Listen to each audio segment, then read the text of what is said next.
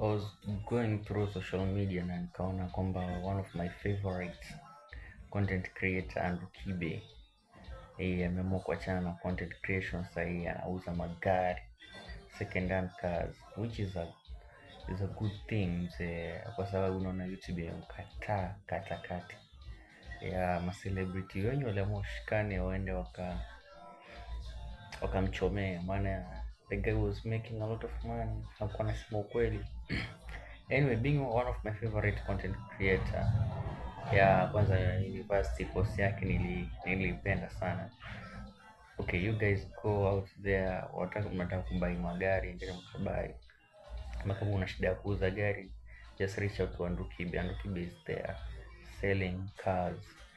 Yeah, lakini we are missing this guy. YouTube was a big thing wakati alikuwa hapa, kila mtu alikuwa anaenda YouTube just to see one person. The guy was posting like crazy mzee. The guy was posting like crazy and the guy was making a lot of money, and the best thing, the guy was talking sense. Atatumia vulgar language, atatumia language gani, lakini the guy was making sense at the end of the day.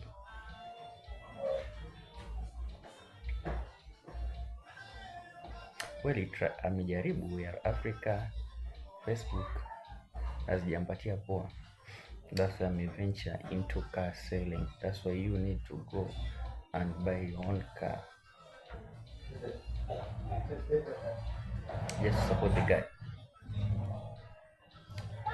Lidhani atakimbilia kuwa pastor, atarudia kuwa pastor, but ameuza magari, which is a good thing.